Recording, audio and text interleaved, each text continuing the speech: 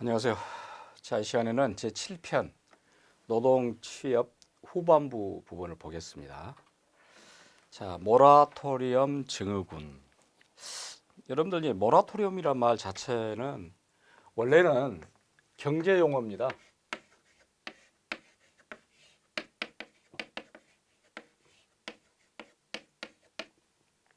경제에서 모라토리엄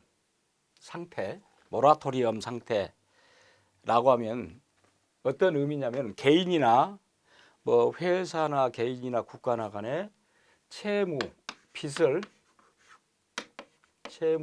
이행할 수 없다. 불이행.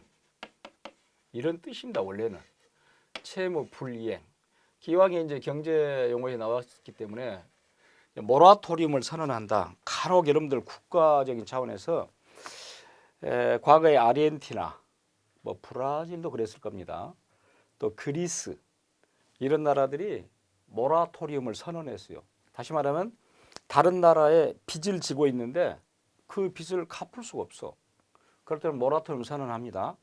물론 이 모라토리움을 선언한다는 것은 일정 기간이 지난 뒤에 갚겠다라는 것이 전제가 된 것이에요. 모라토리움은. 우리나라 같은 경우도 IMF 때 모라토리움 얘기까지 나왔습니다. 그런데 이제 문제는 모라토리움을 선언하게 되면 국가적인 차원에서 선언하게 되면은 외국과의 어떤 거래랄지 그런 부분에 있어서 모든 것을 달러로 해야 돼, 달러로. 근데 사실 우리나라 그 IMF 1997년 당시에 우리나라 외환 보유고가 69억 달러밖에 없었어요.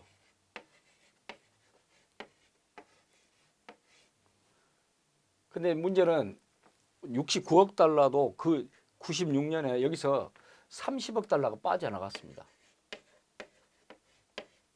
이 30억 불은 뭐냐면은 OECD 가입비였어요. 이게 참 어떤 면에 어처구니 없죠. 왜냐면 우리나라는 OECD 가입할 필요가 없습니다. OECD 가입한다는 일단 선진국에 가입한다는 의미거든. 그러면 우리가 보세요. 내가 지금 부자 클럽에 가입한다 합시다. 강남에 잘 나가는 부자들하고 같이 어울리기 위해서. 그러면 어찌 됩니까? 없어도 써야 될 거 아니에요. 빚을 내 쓰겠습니까? 그런 맥락이에요, 이게. 그러니까 여기 이 가입비가 30억 달러. 그럼 결국은 39억 달러. 39억 달러밖에 없는 것이 외환 보유고가. 이런 상태에서 만에 하나 모라토리움을 선언하게 되면은 이 정도는 환율 방어하는데 10일도 못 가요. 그럼 금고에 바닥이 나버린 것이야. 그럼 모라토리움을 선언하게 되면 어떻습니까? 현금으로 거래해야 한다니 현금 어디가 있어요? 달러가 없는데. 우리나라 돈 필요 없어요. 달러가 필요하지. 그래서 결국은 모라토리움을 선언을 못했습니다. 그런데 이제 아르헨티나나 브라질이나 이런 데는 또 선언할 수 있는 어떤 근거가 있었을 거 아니에요. 뭐가 있어서 그러니까 자원이 있기 때문에. 자원이 있으면 자원하고 물물 교환해도 돼. 빠따 시스템으로. 그러니까 모라토리움을 선언해도 그렇게까지 물론 문제는 있겠지만 이제 모라토리움에서 더 진전되면은 경제 용어를 지금 이야기합니다. 더 진전되면 디폴트라고 그래요.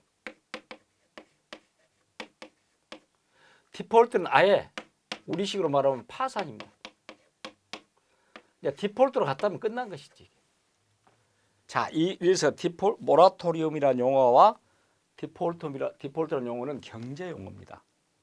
경제 용어니까 또 알아둘 용어지만 그런데 우리가 이제 이 노동이나 취업이나 이런 부분에서 모라토리움 증후군 그러면은 이렇게 지적으로나 육체적으로나 경제 활동을 할 수 있는 능력이 있는 젊은이들이 사회인으로서의 역할을 기피한다. 나 안 하겠다.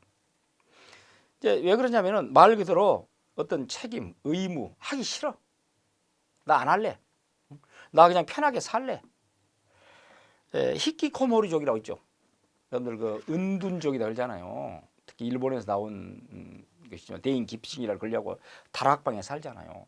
그런 것도 일종의 모라토리움 증후군이에요. 나 책임, 의무 하지 않겠어.